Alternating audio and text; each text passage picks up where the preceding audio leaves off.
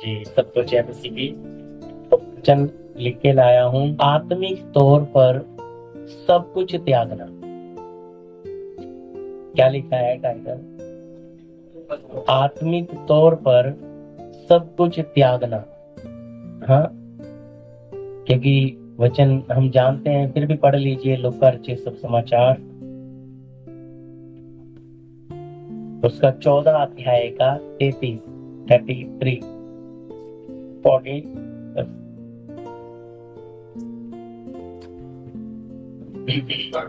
जी, लूका रचित शुभ समाचार, उसका 14 अध्याय का 33 14 का 33। जी,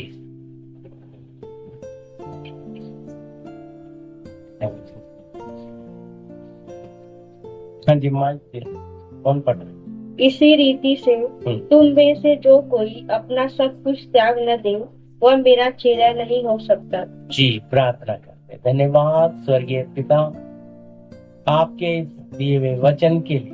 जी, पवित्र आत्मा, आप हमारे अध्यापक हैं, हमारे टीचर। यहाँ बैठे बड़े छोटे सबकी देह प्राण आत्मा आपके लहू में छुपाते हैं। आप हमें एक एक से बात करें और अपने वचन को खोलकर हम सब पर प्रकाश दें। प्रार्थना यीशु मसीह के नाम, आमीन। जी, लिखा है, इसी रीति से तुम में से जो कोई अपना सब कुछ त्याग ना दे। क्या ना करे? सब कुछ त्यागना। देखो, अब यहाँ बात आ रही है सब कुछ। और मैंने आपके सामने रखा है आत्मिक तौर पर सब कुछ त्यागना। अब त्यागना तो है, लेकिन आत्मिक तौर, समझे? क्योंकि लिखा है, जिसके पत्नी हो वह ऐसे रहे कि पत्नी है ही नहीं। मतलब कुंवारा कैसे जीवन जीता था, शादी होने के बाद क्या बन जाता है? जिम्मेवार व्यक्ति। कबीलदारी बोलते हैं उसके ऊपर, जिम्मेवार दब जाता है। और यीशु तो कहता है, बोझ से दबे हुए लोगों मेरे पास आओ और अपना बोझ मुझ पे डाल दो। तो जब सारा बोझ यीशु पे डाला तो आप फ्री हो गए कि अभी भी बोझ है? फ्री हो गए ना। लेकिन हम प्रभु के पास तो आ जाते हैं, लेकिन सारा बोझ खुद ही उठाते। तो प्रभु हमारे जीवन में क्या नहीं कर सकता है? जैसा काम करना है नहीं कर सकता। ये मैं उदाहरण दे रहा हूं। इसी तरह आत्मिक तौर पर सब कुछ त्यागने का मतलब क्या है? बच्चे प्रभु ने हमें ही दिए हैं। अगर बच्चा बिगड़ेगा तो हिसाब हमसे लेगा। अच्छी तरह समझ, सब कुछ प्रभु ने हमें दिया है तो देख कुछ सोच कर दिया है। आप उसकी देखभाल कैसे करते हैं? है? हर चीज प्रभु ने हमें दी, और देकर क्या हो रहा है? एक फर्क। ये उस चीज को अपना बनाता है या मेरी समझकर उसकी देखभाल करता है। अब बोलूंगा मेरा बेटा, मेरी पत्नी, उदाहरण, तो मैं उनपे जो चाहे वैसा अधिकार जताऊंगा। लेकिन जब मैं कहूंगा ये प्रभु की बेटी, प्रभु ने मुझे मेरी पत्नी बना के, लेकिन बेटी किसकी है? ये बेटा मुझे प्रभु ने दिया। तो अब प्रभु ने दिया है तो उसका है।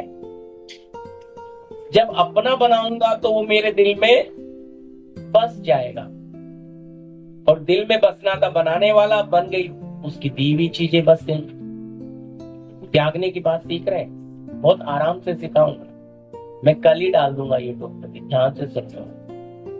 तो आपके जीवन में ये बात बहुत मुश्किल होता है कि त्यागना। लोगों को लगता है ऊपर से त्याग देंगे तो सब कुछ हो जाएगा। नहीं नहीं, यीशु ने कहा है, भीतर वाला अपना सब कुछ दान कर दे तो तेरे लिए बाहर वाला भी शुद्ध हो। अंदर वाला देने के लिए बहुत मुश्किल है, बाहर वाला आसानी से दे देते। अंदर वाला क्या है? तो आपके अंदर कड़वाहट है।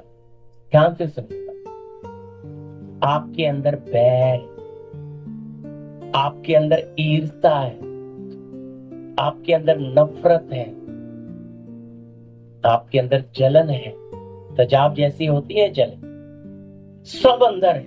और प्रभु कहता है जो अपना सब कुछ त्याग ना दे वो मेरा चेला।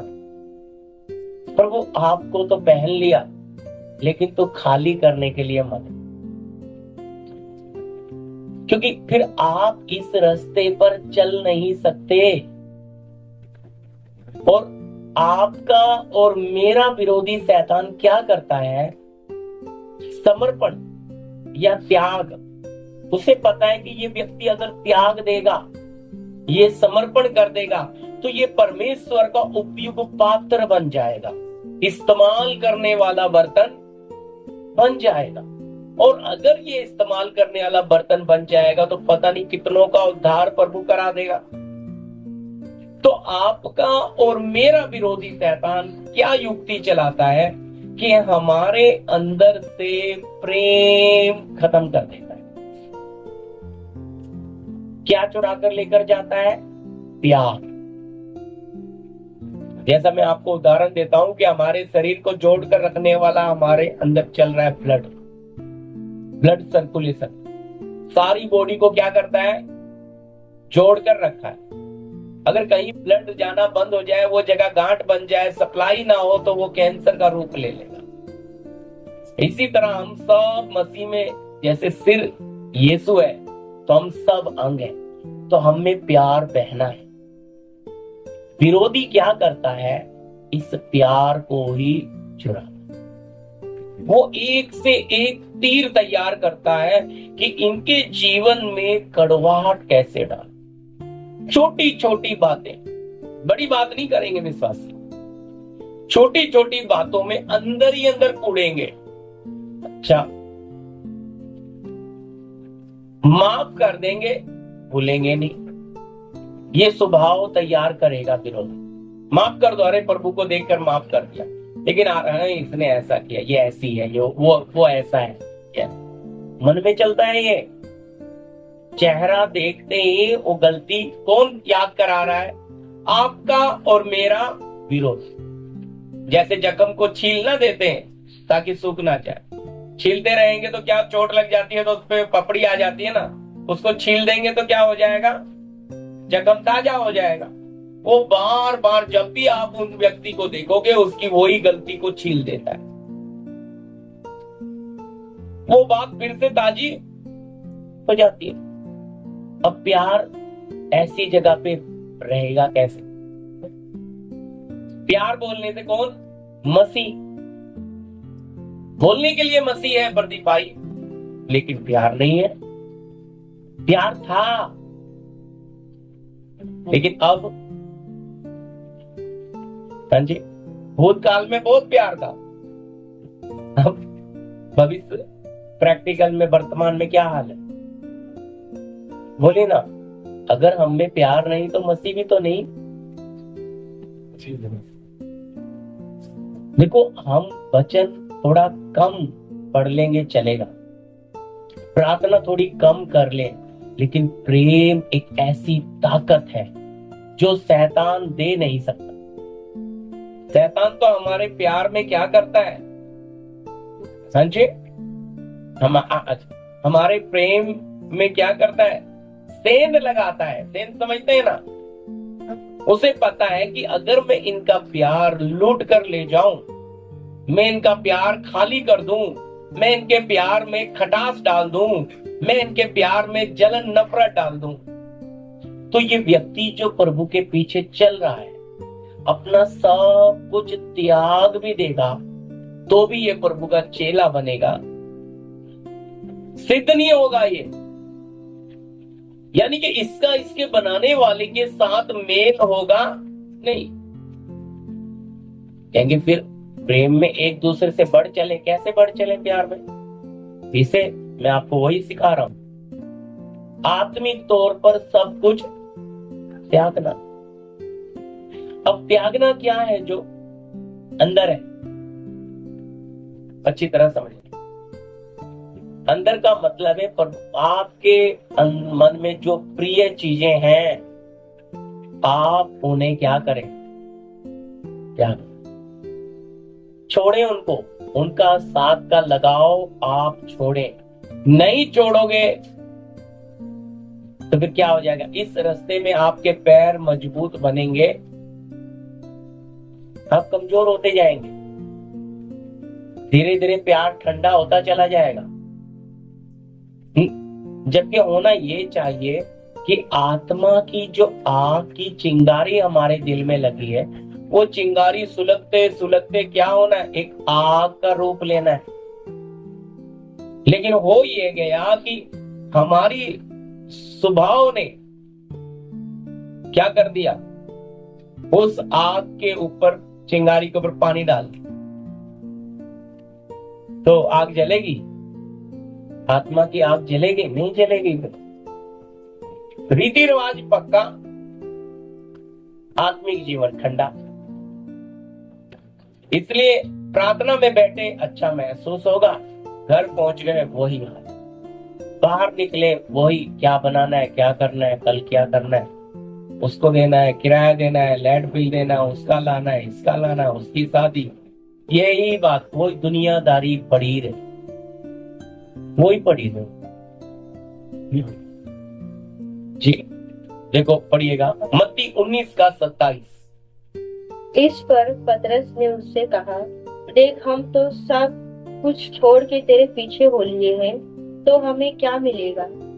हाँ देखो पतरस, ये प्रभु का प्रिय चेला कहता है, हे प्रभु देख हम तो सब कुछ छोड़कर तेरे पीछे हो लिए हैं, हमें क्या मिलेगा।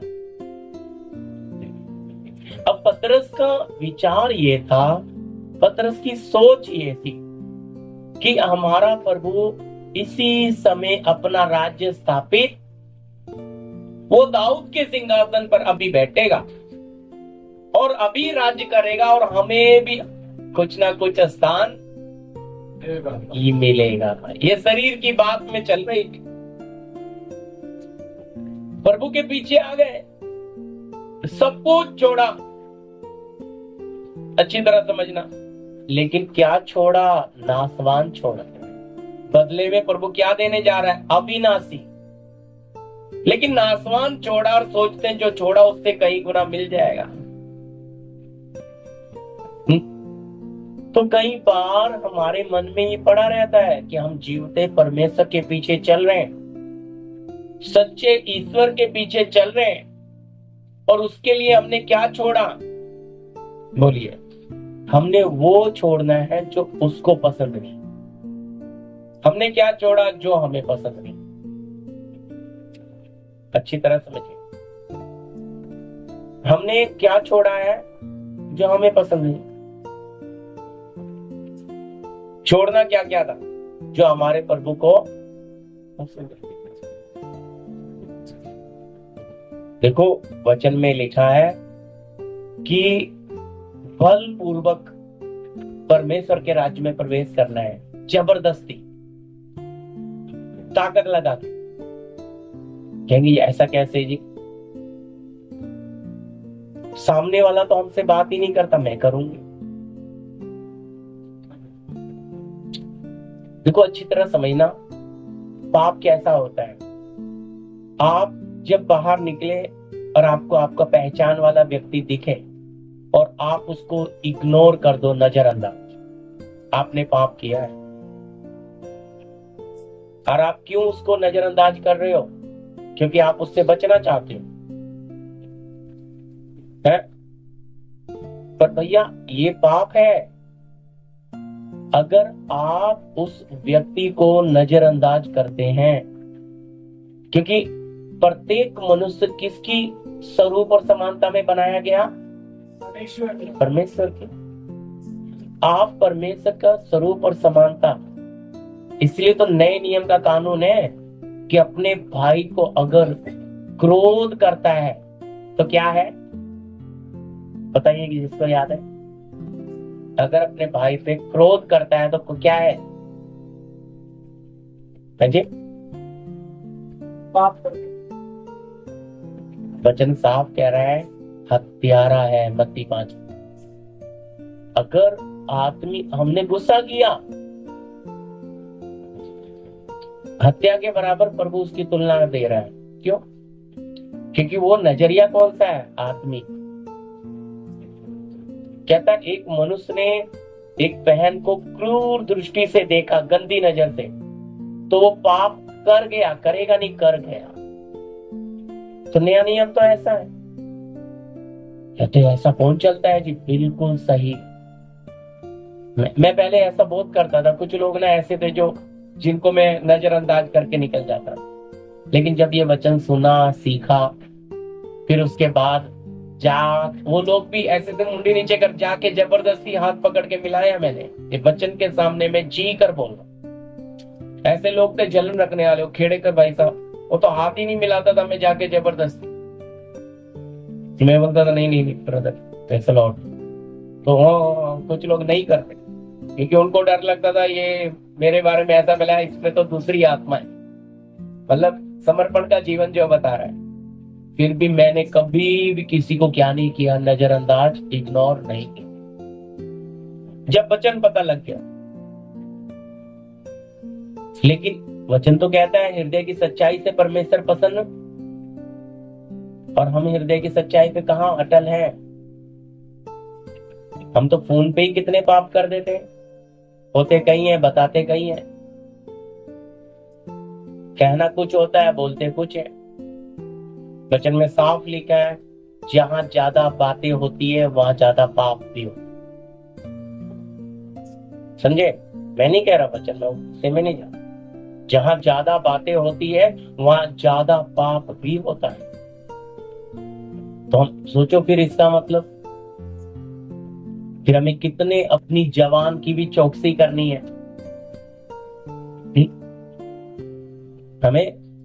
हमें हमारे अंगों की क्या करनी है? रखवाली, कि इनको आपका विरोधी शैतान इस्तेमाल ना करे। आपकी आंखों के, आपके कान की, कोई फोन पे बात कर रहा है तो आपको आवाज फोन में से भी आ रही, दूर हो जाओ। अगर आप हृदय की सच्चाई, वो क्या चल रहा है उनकी आवाज मत सुने। आज ऐसा नहीं, घर से फोन आया, मेरे सास क्या बोल रही है मेरे पति को, मैं सुन लूं थोड़ा। तो स्पीकर से थोड़ी आवाज आती है तो पास को हो जाएंगे और कान उधर ही लगा रहेगा। हाँ यार ये कान भर रही है, ऐसा बोलियो।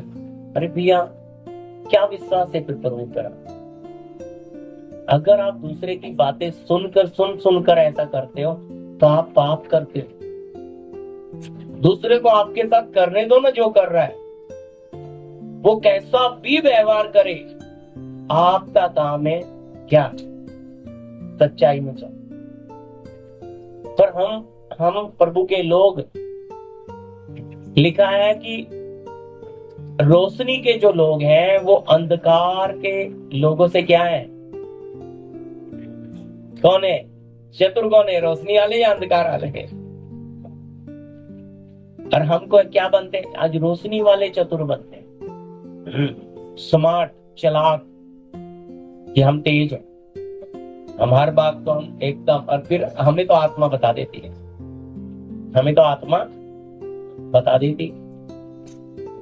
खोद के सब तरफ से निकाल लेंगे और बोलेंगे हमें आत्मा। आप पूरे भोले, वचन में लिखा है कबूतर की तरह भोले बन बच्चे। आपके साथ गलत करने वाला खुद ही क्या हो जाएगा? जो आपके लिए गड्ढा खोद रहा है वो उसमें खुद गिरेगा। आप चालाक मत बनिए, अच्छी तरह समझिए, क्योंकि आप अपने नहीं हो।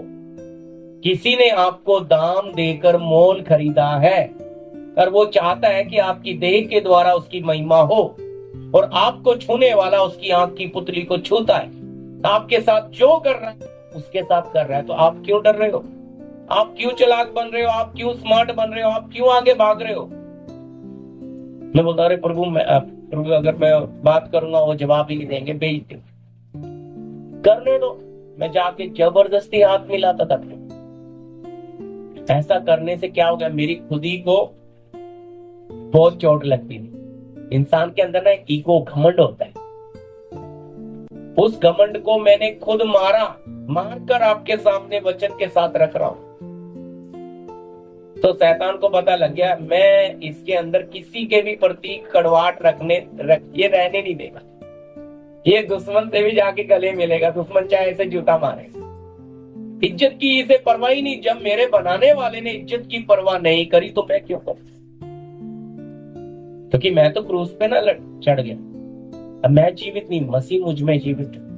अगर वो मेरी बेइज्जती कर भी रहा है, मेरे पीछे से कुछ भी बोल रहा हूं, मेरे साथ नहीं कर रहा है, मेरे प्रभु के साथ, तो लड़ाई मेरी नहीं है, वो देख लेगा ना जिसके साथ कर रहा है। आज लोगों के अंदर प्यार क्यों कम हो रहा है? क्योंकि वो अभी भी कहते हैं प्रदीप हूं मैं, अच्छा मैं अभी तक है, ये अभी तक ये शून्य नहीं बना। गीत गा लेता है कि शून्य से लेकर तूने मुझे बना ही नहीं, शून्य जीरो बना ही नहीं। अगर शून्य बन जाता तो मजाल नहीं, कोई कितना कुछ बोले असर ही नहीं पड़ता, चेहरे का रंग भी नहीं उड़ता। और लोग हैरान होते हैं कैसा इंसान है, इसमें आत्मा है भी कि नहीं, इस पे कोई फर्क पड़ता ही? मैं आपको सच कह रहा हूं, वचन से बोल रहा हूं जी कर नहीं। आपका और मेरा विरोधी शैतान यही चाहता है कि मैं इनके अंदर से प्रेम को खटास और कड़वाहट में बदलूं। इनका आपसी भाईचारा, आपसी एकता, इनकी जो ताकत है वो प्रेम है। प्रेम बोलने से मसीह है। इनके बीच में मसीह को कैसे बाहर निकालना है वो उसे अच्छी तरह आता है। उसके पास 6000 साल का अनुभव है। कितने साल का?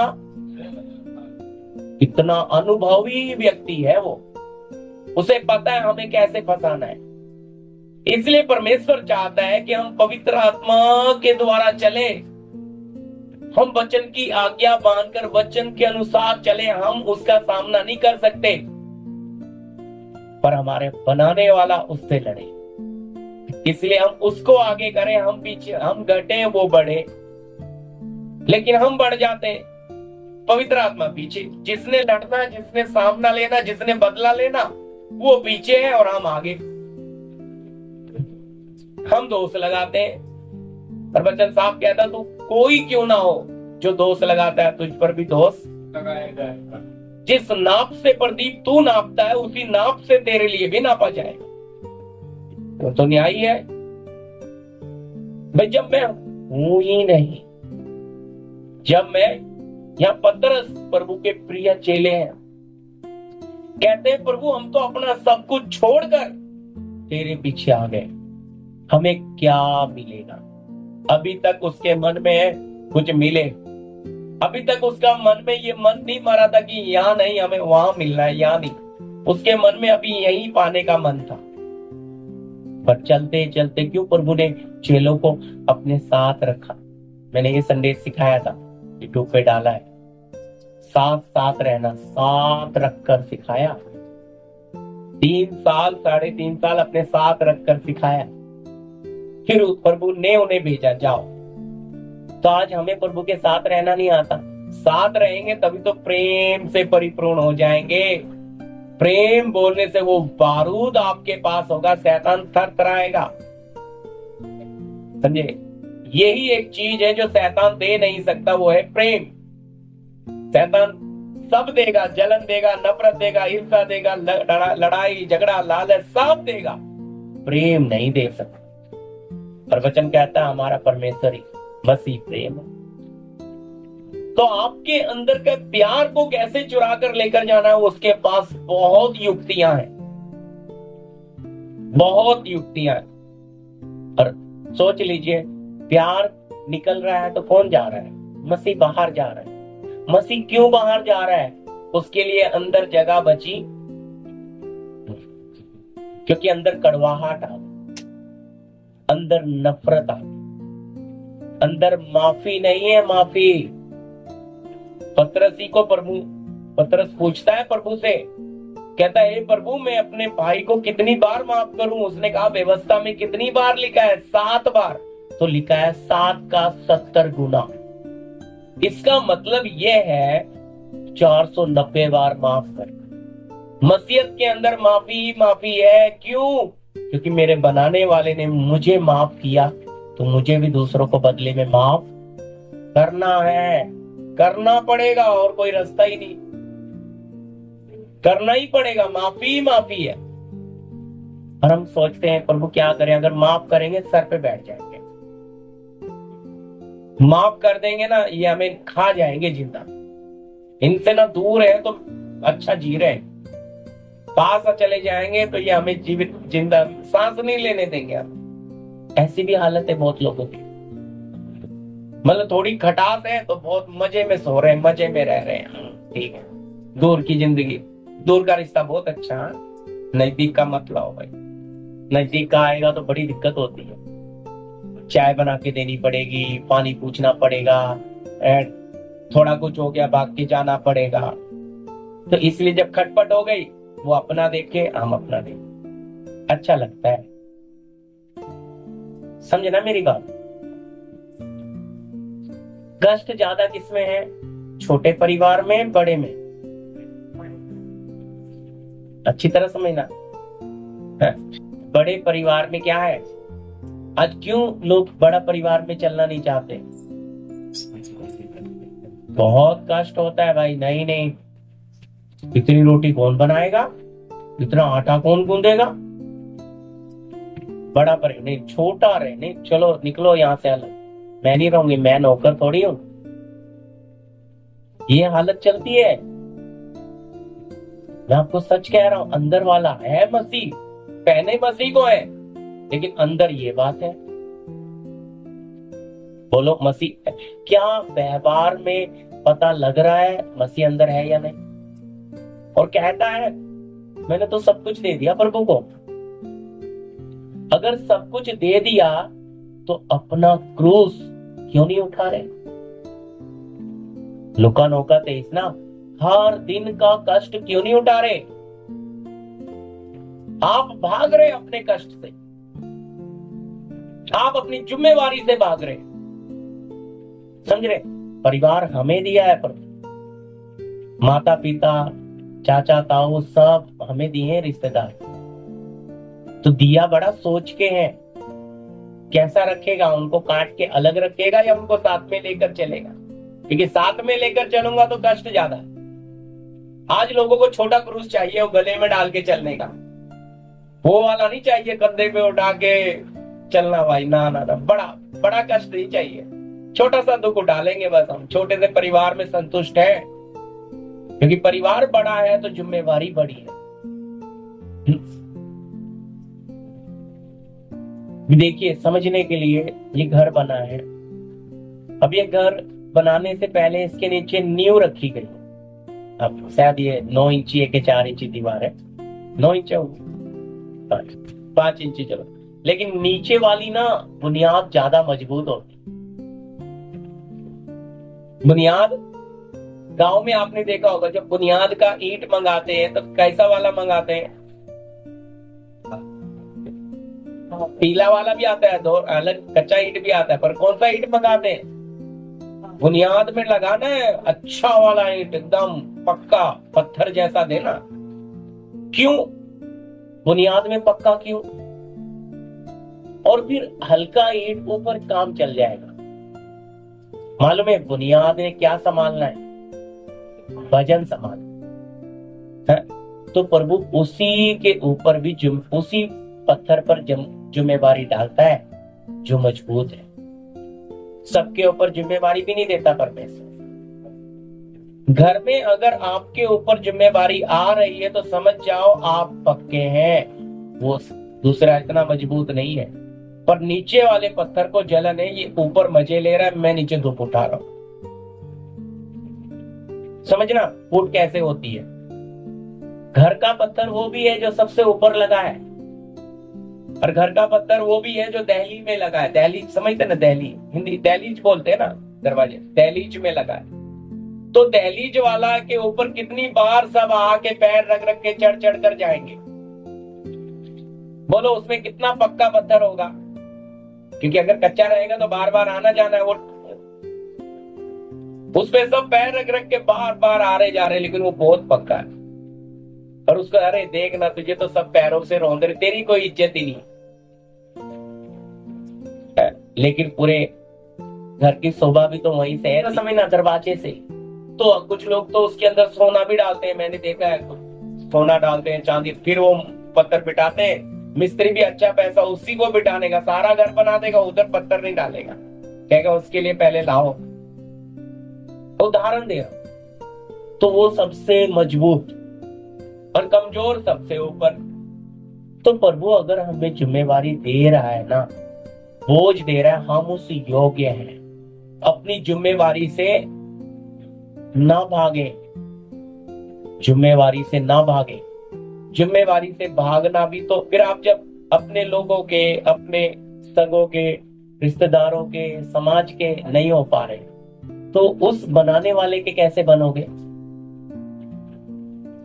देखो टेस्ट इधर है, आपका बनाने वाले ने सबसे पहले आपको माँ बाप दिए, आपने आंख खोली, आप माँ बाप की गोद में ही मिले। अब आपको दुनिया नहीं पता, लेकिन उनके द्वारा आपने दुनिया देखी, उनके द्वारा तुम दुनिया में आए। अब आपने आत्मिक पिता को नहीं देखा है, लेकिन जिससे जन्म लिया उसको देखा। तो वचन कहता है पहली आज्ञा, अपने माता और पिता का आदर कर। अगर उनके साथ वफादार है तो तू मेरे साथ कितना हो जाएगा, पर उनके साथ वफादार नहीं है तो मेरे साथ भी तू कभी वफादार नहीं। देखो प्रभु का चुनना देखना, बुलाए हुए तो बहुत है, लेकिन चुने हुए वफादारी। प्रभु हम भी ना जब कोई चीज छांट कर ना बाजी खरीदते हैं तो छांट कर चुनते हैं। कपड़ा देखते हैं तो भी अरे रुआ तो नहीं छोड़ेगा, खराब तो नहीं होगा, कलर तो नहीं छोड़ेगा। तो परमेश्वर हमें चुनेगा तो कैसे चुनेगा? बोलो, घर के सबसे खराब व्यक्ति को चुनेगा, अच्छे को ना। अब जो अच्छा है ना उसी पे ज्यादा कष्ट, जो अच्छा है ना उसी पे ज्यादा सब उंगली उठाते, जो अच्छा उसी सबसे ज्यादा कांटे लगते।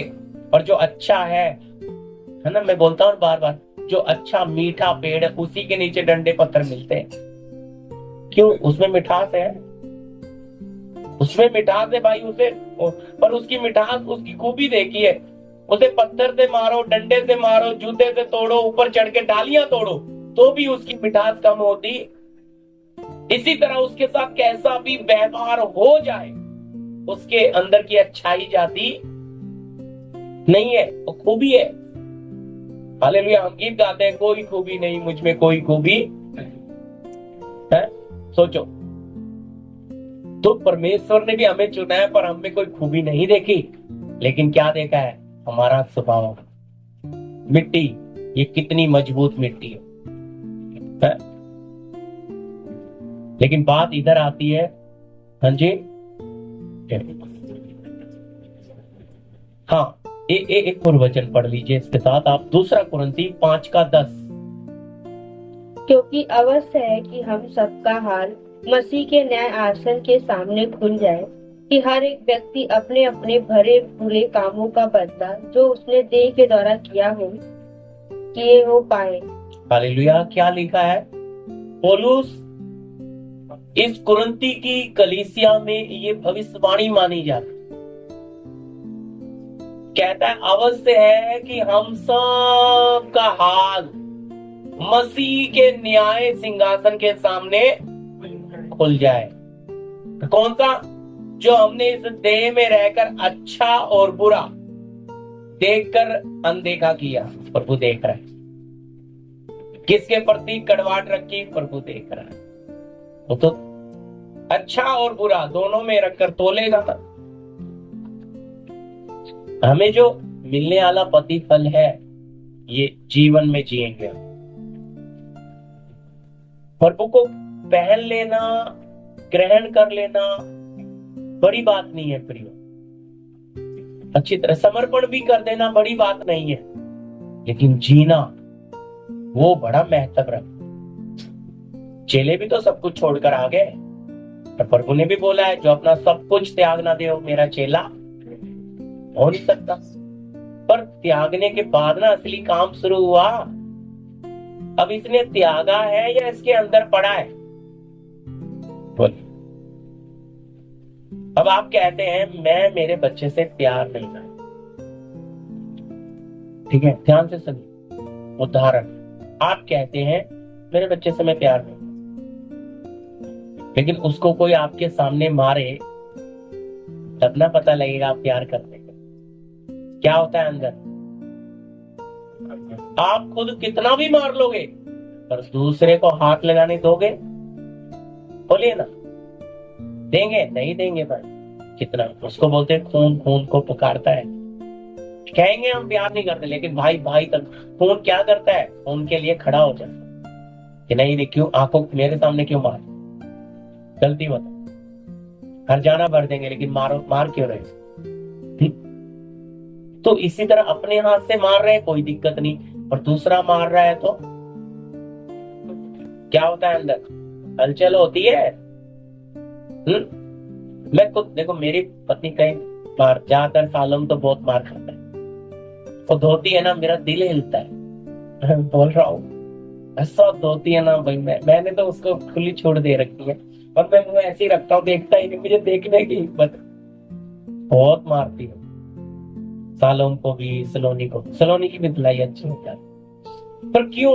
वचन में लिखा है मूढ़ता की गांठ अनुशासन की छड़ी से ही खुलती है।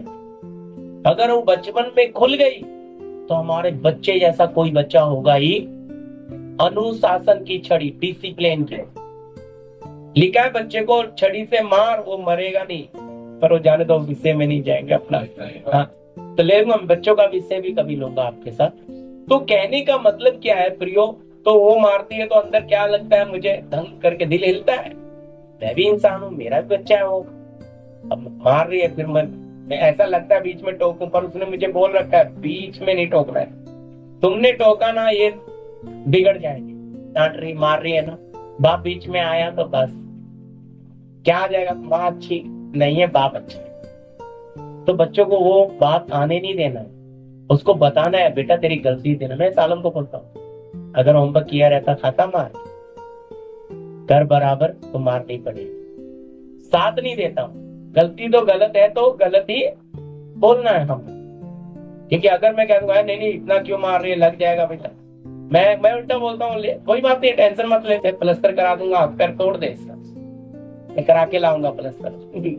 खुली छोड़ देता हूँ, बोल के चाहे बाहर निकल जाता हूँ, दो दे अच्छी तरह।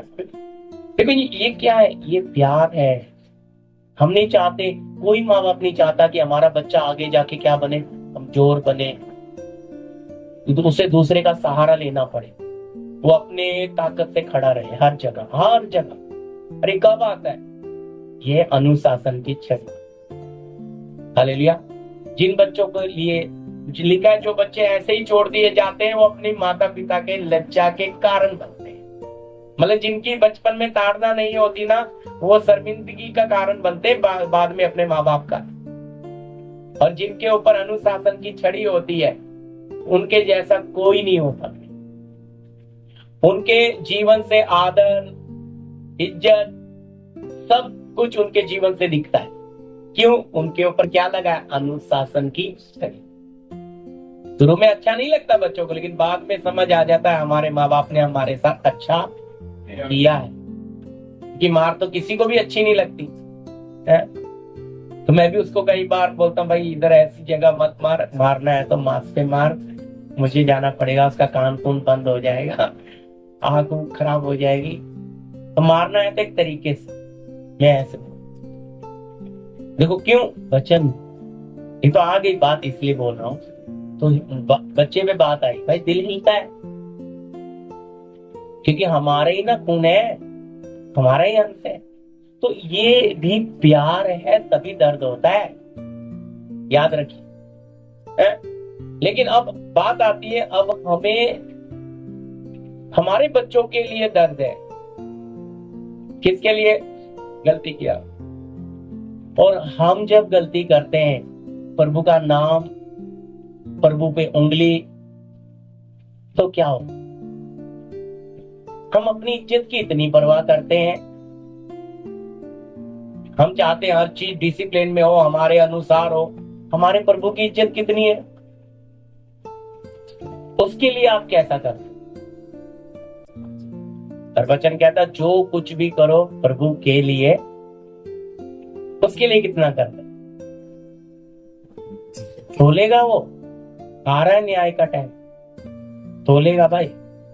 देखेगा मेरी बेटी मेरा बेटा मेरे लिए कितना जी, वो मेरे लिए कितना माफ किया, मेरे लिए कितना अपना दिल साफ किया, मेरे लिए कितना सहनशील बना, मेरे लिए कितना बर्दाश्त किया। ये सारी बातें हिसाब में आएंगी। हमारे पंजाब में कह रहे एक दिन लेखा होएगा, हिसाब करेगा प्रभु, तब ये सारी अंधेरे की बातें रोशनी में खुल जाएंगी। पर मैं आपको बोल रहा हूं, जब अभी तो क्लेश चल रहा है, अभी महाक्लेश आ रहा है, लिखा है राज्य पे राज्य चढ़ेंगे, ये सब बातें मत्ती 24 का होना शुरू होने वाला है। अंत के दिनों में लोगों में प्यार नहीं रहेगा, कलीसिया का प्यार भी खत्म हो जाएगा। ये अंत का समय आ रहा है। सोच लो, अगर हम प्रभु में बने नहीं रहे तो हम इस रास्ते में चल ही नहीं पाएंगे, चल नहीं पाएंगे। क्योंकि आपका मेरा विरोधी जैसे जैसे उसका समय अंत नजदीक आ रहा है, वैसे वैसे वो सर ज्यादा उठाता जा रहा है, सर उठाता जा रहा है। सोच कर देखिए फिर हम में एक दूसरे के लिए कितना होगा। छोटी छोटी बातें हम माफ नहीं करते तो बड़ी कैसे करें। और माफ कर भी दिया तो मैं आपको बार बार बोलता हूं, भूलते नहीं हम, भूलेंगे ही नहीं। कौन नहीं भूलने देता? यही शक्ति परमेश्वर के विरोध में जो बैठी हमें भूलने नहीं देती। वो हमारे जख्म को छील कर वापिस ताजा करती है। तो उसको पता है अगर ये भूल गया तो ये प्यार में बढ़ जाएगा। इसको माफ कर दिया लेकिन इसको भूलने दूंगा या दूंगी, मेरी बात समझिएगा, भूलने। इसलिए जब भूलेंगे नहीं तो वो ताजी बनी पड़ी है बात। 2 साल बीत गए लेकिन आज भी वो कड़वाहट ऐसे ही पड़ी है। और ये व्यक्ति प्रभु को प्यार करता है, आदर करता है, चलता है, लेकिन कड़वाहट नहीं छोड़ता। और मैंने आपको बोला जबरदस्ती माफ करना, जबरदस्ती जाके मिलना बहुत कठिन होता है। ये इंसान इतना बेशरम थोड़ा ही हूं मैं, वो इज्जत नहीं दे रहे, बात नहीं कर रहे, मैं क्यों करूंगी, मैं क्यों करूं। पर यहाँ वचन कहता है जबरदस्ती आप जाते तो। अब कहेंगे मैं तो बड़ा हूं, वो छोटी है, तो भाई बड़े आप अपने मसीह में, कोई बड़ा छोटा नहीं है। हम प्रभु भोज लेते हैं ना, जब साल में पैर भी धोते हैं एक दूसरे के। प्रभु ने स्वर्ग से आके अपना जो परना बोलते हैं कमर पे बांध के चेलों के पैर धोए और बोलता है उन्हें समझ ही नहीं आ रहा ये क्यों ऐसा कर रहा है। कहता तुम मुझे प्रभु और गुरु कहते हो, मैंने तुम्हारे साथ ऐसा किया तो तुम्हें भी अपने भाइयों के साथ ऐसा ही। पैर धोने का मतलब क्या है सोचो। बिल्कुल आप छोटे, और लिख कर दिया है जो अपने आप को छोटा बनाएगा वो स्वर्ग के राज्य में बड़ा। अब शैतान क्या चाहता है ना, ये छोटे ना बने, आप में उम्र का रिश्ते का घमंड दिखाएगा। हाँ तू तो रिश्ते में बड़ा है उनसे, तू तो जीजा लगता है, वो साला उसको झुकना चाहिए, तू क्यों झुकेगा। ऐसी बात मैं बता रहा हूं, इस तरह की बातें लेकर आता है और हमें मेल करने, और फिर कड़वाहट पे कड़वाहट, कड़वाहट पे कड़वाहट, इतनी कड़वाहट आ जाती है मसीह पास में भी दिखता ही नहीं। अरे ये तो प्रभु को मानता, क्या प्रभु, इसमें तो कहीं प्रभु नहीं है। ऐसे लोग थोड़े होते प्रभु के, क्योंकि वो बिगड़ते बिगड़ते बिगड़ता ही चला गया। क्यों बिगड़ गया? क्योंकि उसने अंदर बनाने वाले के लिए जगह साफ की। वो इंतजार करता रहा कि चलो अब दिल साफ करेगा, अब कड़वाहट निकालेगा। तो 10 साल हो गया, सारा रख के बैठा अंदर। मानता है प्रभु को, प्रार्थना करता है प्रभु की, लेकिन कड़वाहट और खटास निकालता नहीं है। माफ करता है लेकिन भूलता नहीं है। तो इसलिए प्रभु कह रहा है जो भी तुमने देह में अच्छा और बुरा दोनों कामों का क्या करेगा, न्याय करेगा। अगला वचन भी लीजिए, व्यवस्था 30 का 19। मैं आज आकाश और पृथ्वी दोनों को तुम्हारे सामने इस बात की साक्षी बनाता हूँ कि मैंने जीवन और मरण, आशीष और शाप को तुम्हारे आगे रखा है। इसलिए कि तू जीवन ही को अपना ले, क्योंकि तू और तेरा वंश दोनों जीवित रहेगा। जी। इसलिए अपने 19 क्या लिखा है? मैं आज आकाश और पृथ्वी दोनों को तुम्हारे सामने इस बात की साक्षी बनाता हूं कि मैंने जीवन और मरण, आशीष और श्राप दोनों बातें तुम्हारे सामने रख दी है। किसको चुनोगे? आशीष को या श्राप को? जीवन को या मरण को? किसको चुनेंगे? और फिर सलाह भी दे रहा है, कहता है मैं तुझे सम्मति देता हूं, जीवन ही को अपना लेना। हालेलुया। हमारे सामने है, हमारी मनमर्जी भी हमारे सामने है और प्रभु की मर्जी में चलना भी हमारे सामने। आपको अपने जीवन में ये सब कड़वाहट रखना है तो आप आशीष व्यक्ति नहीं है, आप प्रभु की बेटी और बेटा नहीं है। क्योंकि आप क्या रख रहे हो? कड़वाहट अंदर रख रहे हो, तो कौन आशीषित हो? और होता क्या है, जब ये कड़वाहट हमारे जीवन में होती है तो मैं कहता हूं, वचन तो ऐसा कहता है, उन्हें लाभ की घटी नहीं होती, हमें लाभ होता ही नहीं। मेरी बात समझिए, हमें लाभ होता ही नहीं। हम काम करें, कुछ भी करें, हाथ में पैसा रुकता ही नहीं, हमें लाभ ही नहीं। और वचन कहता है उन्हें लाभ की घटी नहीं होती। हमें क्यों लाभ नहीं हो रहा है? क्योंकि हमने किसे चुना हुआ है? आशीष को नहीं चुना है। आशीष बोलने से आत्मिक आशीष, मैंने आपको शुरू में ही टाइटल में बोला कि आत्मिक तौर पर सब कुछ त्यागना, मतलब घर होते हुए भी मेरा नहीं है, प्रभु ने दिया है, मैं रह रही हूं। गाड़ी कुछ भी आपके पास होते हुए वो आपका, त्यागने का मतलब समझिए, त्यागने का मतलब ये नहीं है कि उठा के आपने दान कर दिया, ना ना, होकर भी ऐसे रहना है जैसे, समझ रहे मेरी बात? त्यागने का असली मतलब बता रहे, सब कुछ त्याग दिया, यानी कि अब वो मेरे प्रभु के लिए त्याग दिया ताकि मेरा प्रभु हर हाल में मेरे अंदर आके रहे। क्योंकि अगर मैं इन्हें नहीं त्यागूंगी या त्यागूंगा नहीं तो मेरा प्रभु मेरे दिल में वास करेगा और मुझे हमेशा हाथ फैलाना पड़ेगा, मुझे जरूरतों के लिए घर घर भागना पड़ेगा, मुझे दूसरों के सामने गिड़गिड़ाना पड़ेगा, मुझे रात दिन नींद नहीं, बेचैनी क्यों? क्योंकि मेरा बनाने वाला अंदर, वो अंदर राज्य नहीं कर रहा है, उसकी मर्जी नहीं चल रही, मर्जी मेरी चल रही है। और इसलिए जब अपनी मर्जी चलती है तो इंसान के जीवन में कष्ट ही कष्ट, कष्ट ही कष्ट, एक परेशानी जाती नहीं, दो और आ जाती। कहता नहीं ये तो सकरा मार्ग है, सकरा मार्ग है। भाई सकरा मार्ग नहीं है, लेकिन आपकी गलतियों के कारण भी बहुत कष्ट आता है और आपके साथ बड़ा धोखा हो जाता है कि रास्ता सकरा है, रास्ता कष्ट वाला है। लेकिन कष्ट को आप कैसे समझोगे? देखो मैं लीडर मीटिंग में सिखा रहा था, कष्ट 4 तरह के कष्ट आते हैं, 4 प्रकार से। और यहाँ सिखाने का समय नहीं, फिर कभी लेंगे इसे लीडर मीटिंग में। 2 प्रकार का सिखाया, अभी 2 प्रकार का और सिखा वचन से। तो हमें तो लगता है कष्ट एक ही तरफ से है, लेकिन आपकी गलतियों से भी आता है, पाप के कारण भी आता है, आपको प्रभु का स्वभाव में बनाने के लिए भी आता है, परखने के लिए भी आता है। अब आपको कैसे पता लगे कि ये कष्ट कैसे आया? सबसे बड़ी बात, समस्याएं क्यों है? हम सत्य रास्ते में आ गए। अब यहाँ के लोगों के लिए अगर हम कहते हैं कि हमारे पास सच्चाई है, प्रूफ क्या है, प्रमाण क्या है? बोलिए। आपका जीवन होगा प्रभु, इससे बड़ा कोई प्रूफ होता ही नहीं। ये प्रभु चाहता है। यहाँ आप बनना है रोशनी, आप बनना है नमक इस पूरे नाला सपारा में। यहाँ की सब कलीसियाओं ने बोला भाई देखो इनमें नजर आता है प्रभु। तब लोगों में क्या होगा? पर अंधेरे में पड़े हुए लोग भाग के आएंगे रोशनी की तरफ। देखो याद रखना,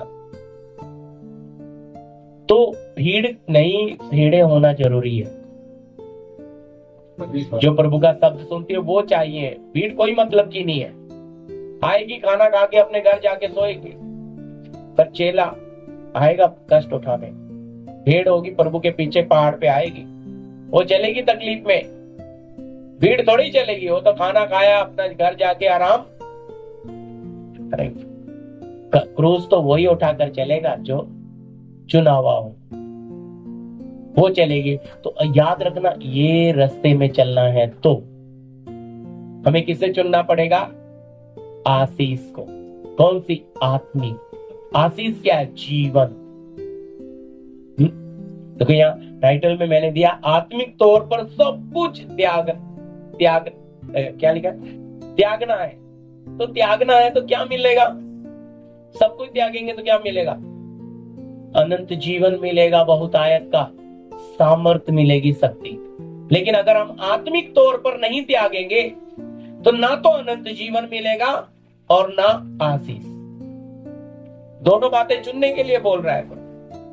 कहता है आकाश और पृथ्वी तुम्हारे बीच में साक्षी बना रहा हूं, और सम्मति दे रहा है कि जीवन को अपनाना। जीवन कौन है? प्रभु यीशु। यीशु को अपना बनाना, क्योंकि अविनाशी चीजों को अपना बना के कुछ नहीं मिलने वाला। लेकिन हाँ जी, नाशवान चीजों को अपना बनाएंगे कुछ मिलेगा। अविनाशी चीज कौन? अविनाशी यीशु। उसको अपना बनाएंगे तो कौन है? देखो कहता है मैं मर गया था, अब मैं युगान युग क्या हूं? जीवता हूं। वह है कभी न नाश होने वाला ईश्वर, अविनाशी ईश्वर। तो उसे हमें अपना बनाना है। फिर उसी का तो सब बनाया हुआ है, तो क्यों हमारी जरूरतें कैसे आएंगी हमारे पीछे? हमें नहीं जाना जरूरतों के पीछे, जरूरतें हमारे पीछे आए। तो इसके लिए कंडीशन क्या है? जीना। इसमें हम बहुत जगह पे फैल है। कोई रीति रिवाज करेंगे, उसकी देह में शामिल होने का मतलब है ये देह मेरे लिए टूटी है। अब ये मेरे लिए टूटी है, अब मैं अपने लिए जीऊंगा नहीं। जो मेरे लिए मरा मैं उसके लिए जीऊं। हमेशा हमारे पौलुस लिखता है मैं मसीह की देह को, उसके दुखों को अपनी देह में लिए। मतलब कैसा इंसान है, कैसा दास है। यीशु मसीह के दुख अपने शरीर में लेके घूम रहा है। हम कितना लेते हैं? बोलिए। हम जब उस देह में शामिल होते, ये मेरे लिए तोड़ी, मेरे लिए कोड़े खाए, मेरे लिए मार खाए, मेरे लिए कांटों का ताज पहना, मेरे लिए भाला गोपा गया, मेरे लिए कीले टकवाए। जब उस दर्द को, मैं बोला ना हम जख्म को छीलते रहते हैं तो ताजा, उस दर्द को, उस मसीह के दुखों को अपनी देह में लिए फिरते हैं, तो फिर पाप के लिए, इज्जत के लिए जीने का मन आएगा, बदला लेने के लिए, किसी की बराबरी करने का मन आएगा? नहीं नहीं नहीं, फिर तो अपने प्रभु के लिए। इसलिए लोग क्या बोलेंगे, देख रहा है क्या ये। और मैं कह रहा हमारे जैसे जीवन में जो हम आनंद लूटेंगे, ऐसा आनंद किसी के जीवन में नहीं होगा। क्योंकि जब मसीह में हम होंगे तो आनंद। अगर मसीह हमारे अंदर नहीं है तो फिर कैसा आनंद? बनाने वाला बाहर है तो क्या आनंद आपके पास? लेकिन अगर मसीह आपके अंदर है तो वो आपको अगुवाई भी देगा, लेकिन वो जीने की प्रेरणा। मैं कह रहा हर चीज में आपके जैसा कोई नहीं होता। हर जगह पे आपका प्रभु आपको शिरोमणि, क्योंकि कौन होगा?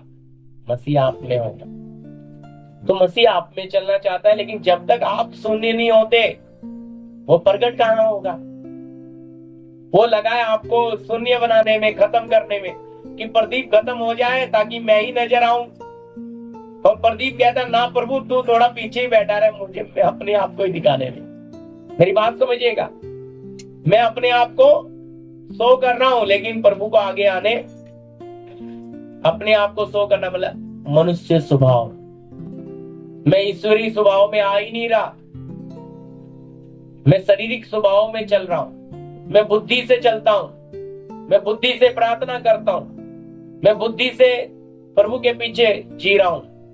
लेकिन ये बुद्धि मुझे मेरे प्रभु के साथ एक बना पाएगी? क्योंकि इस बुद्धि में तो पाप है, इस बुद्धि में तो शारीरिकता है, इस बुद्धि के लिए तो प्रभु ने बोला है प्रदीप मरेगा तभी तो, अपने शरीर अपने आपे के लिए मरेगा तभी तो मेरे लिए जिएगा। क्योंकि जब तक पाप से प्रभु ने हमें छुटकारा दिया, लेकिन पापी स्वभाव हमारे रगों में है। और ये पापी स्वभाव क्या करता है, हमारे अंदर प्यार ईश्वरीय रहने नहीं देता। ये ले ही आता, आप कितना भी कुछ कर लो, कितना भी नहा धो के निकलो, बाहर का वातावरण डस्ट का है। बोलिए आप सारा दिन, आधा दिन भी 2 घंटा भी घूम के आए, मुंह पे डस्ट आता है कि नहीं?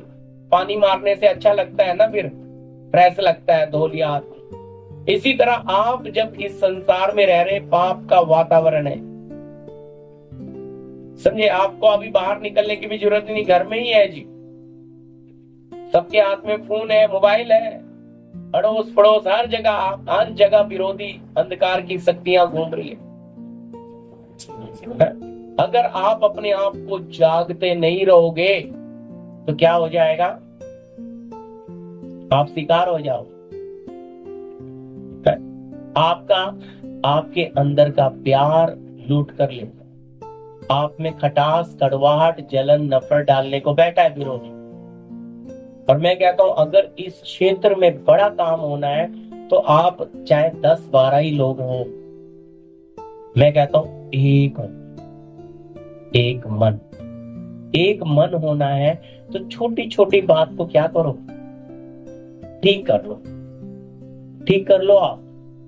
और चिंता करो एक दूसरे के आत्मिक जीवन के लिए।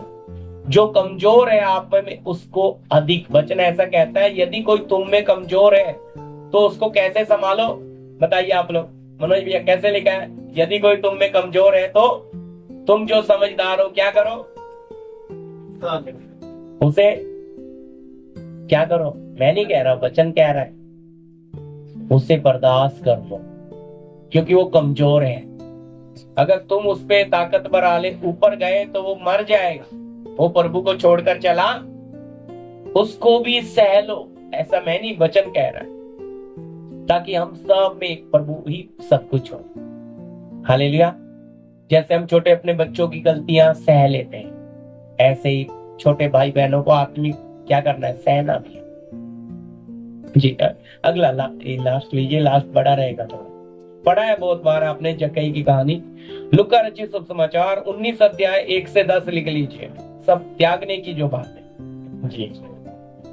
वह यरीहो में प्रवेश करके जा रहा था। हाँ, वो यरीहो से प्रवेश करके जा रहा था। वहाँ जक्कई नामक एक मनुष्य था। हाँ, पढ़ते जाइए। जो चुंगी लेने वाले का सरदार था। हाँ, और धनी था। वह यीशु को देखना चाहता था कि वह कौन सा है, परंतु भीड़ के कारण देख न सका था, क्योंकि वह नाटा था। हाँ, तब उसको देखने के लिए वह आगे दौड़कर एक गुलर के पेड़ पर चढ़ गया। हाँ, बस रुक जाइए। क्या है? देखो 3 में लिखा है, वो यीशु को देखना चाहता था, पर वो क्या था?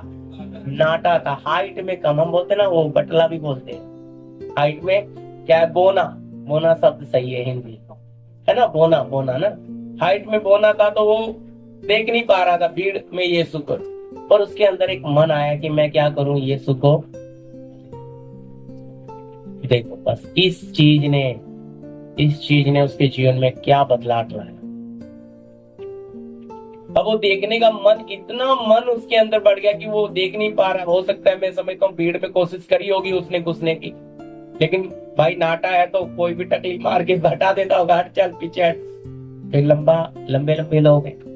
फिर उसने सोचा, ये यीशु इस रास्ते से जा रहा है, ये गुल्लर का पेड़ है, मैं इसके ऊपर चढ़ गया।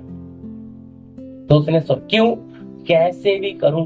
क्यों देखना चाहता है? क्योंकि मैंने इसके बारे में सुना है, और मैं चुंगी लेने वालों का सरदार, इनकम टैक्स ऑफिसरों का मैं सरदार हूं, मैं इतना बड़ा पैसे वाला हूं। मुझे नहीं लोग पूछ रहे, लेकिन इस यीशु के पीछे ये इतना क्या बड़ा है, ये क्या है, ये क्या चीज है जो भीड़ की भीड़ इसके पीछे भाग रही है। उसे देखना चाहता है, और वो देखना ही। आज आपके जीवन में आपने एक मन तैयार किया कि हम अपने बनाने वाले को जानना चाहते, बस समस्याएं आपके पीछे आ गई। समस्याएं आपके पीछे आ गई, क्योंकि आपने अच्छा मन तैयार किया। क्या मन तैयार किया? कि अपने बनाने वाले को हम जाने, हमारी आत्माओं को रचने वाले हमारे आत्मिक पिता को जाने। बस उसे जानने के लिए, अब इसे यहाँ भी ये यीशु को जानने के लिए क्या किया? हाँ, अब गुलर के पेड़ पे चढ़ गया। हाँ बहन, आगे बढ़िए। जब यीशु उस जगह पहुंचा जब यीशु उस जगह पहुंचा तो ऊपर दृष्टि करके उससे कहा, तो ऊपर दृष्टि किया, देखा। हाँ, हे जक्कई, हे जक्कई, झट उतर आ, झट उतर आ, क्योंकि आज मुझे तेरे घर में रहना अवश्य है। आज मुझे तेरे घर में रहना। जक्कई, मैं ये कहता हूँ जक्कई का तो वो तो होश ही वो सोच रहा है, मैं तो सिर्फ इसे देखना चाहता था और ये तो सीधा मेरे घर ही आ रहा है और ये मेरा नाम लेकर बुला रहा है। सोचो, इतनी भीड़ में वो आश्चर्यचकित हो गया कि इसे मेरा नाम भी पता है, तो ये कोई मामूली चीज नहीं है। और अब जक्कई फट से नीचे उतर आया। साथ वह तुरंत उतरकर आनंद से उसे अपने घर ले गया। हाँ, यह देखकर सब लोग कुड़कुड़ाए, कहने लगे, वह तो एक पापी मनुष्य के यहाँ जा उतरा है। हाँ, अब जबकि जो चुंगी वसूल करता था या हफ्ता वसूल करता, चुंगी लेने वाले को पापी बोलते हैं, वचन पापी लिखा है। तो कुछ लोग बोलने लगे, देखो वो तो पापी के यहाँ चला गया। जबकि के जरूर कान में गया होगा, मैं पापी हूं, मैंने गलत किया है। तो अब समस्या जक्की के पीछे आ गई है। उसका, मेरी बात समझना, आपका बनाने वाले को आपने जानना शुरू किया, समस्याओं का दरवाजा आपके पीछे खुल गया। चारों ओर से समस्याएं आपके पीछे पड़ गई हैं। अब जक्कई की हालत देखो, कहते हैं ये तो पापी मनुष्य के यहाँ खाना खाने आ गया, उतर आया। तो जक्कई क्या बोलता है? हाँ जी, 8। जक्कई ने खड़े होकर अब जक्कई ने खड़े होकर प्रभु से कहा, हे प्रभु, हे प्रभु, देख मैं अपनी आधी संपत्ति कंगालों को दे देता हूँ। और यदि किसी का कुछ भी अन्याय करके ले लिया है तो उसे चौगुना फेर देता हूँ। रुक जाइए, जक्कई क्या हो गया? यीशु प्रभु उसके घर आए, जक्कई क्या हो गया? कंगाल हो गया। भाई, आधी संपत्ति तो कंगालों में दान कर दी और जो बची आधी थी सब तो बेईमानी से लाया था। 4 गुना लौटा रहा है, जक्कई के पास बचा क्या? समझ रहे? संसार पूरा जक्कई ने खाली कर दिया। बुराई से कमाया हुआ सारा धन ही छोड़ दिया, मेहनत का, उसके साथ मेहनत का भी दे दिया। शून्य से बनकर चलूंगा, पूरा खाली हो रहा हूं। अब अपने बनाने वाले जो ऐसी हालत में वो मुझे रखेगा, जो मुझे देगा मैं वैसा ही खाकर उसके साथ। पर अब अपने बनाने वाले के पीछे। तो बोलने का मतलब है, जब आप इस प्रभु के पीछे आ गए तो अपना सब कुछ ना त्याग दे। पहला वचन जो हमने पढ़ा, तो वो मेरा चेला, आत्मिक तौर पे मैंने बताया त्यागना, वो भी पढ़ लीजिए समझने के लिए। पहला कुरिन्थी 7 अध्याय का आप पढ़ दीजिए, 33 माफ करना, 30 और रोने वाले ऐसे हो मानो रोते नहीं, और आनंद करने वाले ऐसे हो मानो आनंद नहीं करते, और मोल लेने वाले ऐसे हो मानो उनके पास कुछ है ही नहीं। हाँ जी, आगे अगला भी पढ़ दीजिए, 31।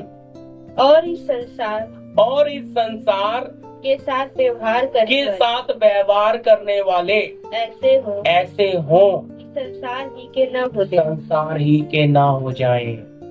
क्योंकि संसार की रीति और व्यवहार बदलते जाते हैं। भाई, ये सब बदलता है। लिखा है, मोल खरीदने वाला ऐसा हो कि उसके पास कुछ है ही नहीं। कठिन है ऐसा बनना। आपके पास कुछ भी हो के आप ऐसा जीना, कुछ भी नहीं है आपके पास। सब कुछ होकर भी ऐसे रहना, आपके पास तो आप घर के मालिक हैं, आप ऐसा जिंदगी जीना किराएदार, मैं तो इसका रखवाला हूं, कौन सा लेके जाऊंगा। और सच्चाई है, कौन सा लेके जाते हो। जिस दिन घर का मुखिया मर जाता है उसी दिन 4 बर्तन में खटपट शुरू हो जाती है, हिस्सा दो, बंटवारा करो, ये करो। खुद तो मर जाता है, जीते जी बंटवारा नहीं किया तो मरने के बाद 4 के इनके सबके सर फुटवाता है। और जो बंटवारा कर जाता है वो कुछ ठीक ठाक है। क्यों? देखो मेरी बात समझना, दिक्कत क्या है, अपना जब बना लेते हैं तो कुछ का मंत्र है ना, जब तक मैं जीऊंगी ना, जब तक मैं जीऊंगा मेरा घर, मेरी प्रॉपर्टी, जब तक मेरे मरने के बाद। फिर गवर्नमेंट ने भी एक तरीका निकाल दिया, भाई वसीयत बना दो, कम से कम मालिक तुम बन के रहो, और जब मरने से पहले तुम्हारे जाने के बाद कौन इसका वारिस होगा बांट के जाओ, कम से कम वसीयत बनाओ। और वसीयत ऐसा है, बदलता नहीं है। वो जो चीज जिसके नाम पे बना दिया, फिर उसमें भी सिर फूटते हैं लोगों के, क्योंकि किसी को कम दे दिया, किसी को, उसमें भी चलता है ऐसा, क्योंकि जो ज्यादा सेवा कर रहा है वो सोचता है इसको ज्यादा दे दूं। तो बोलने का मतलब क्या है, होकर भी ऐसे रहना है ही। हजम होगा?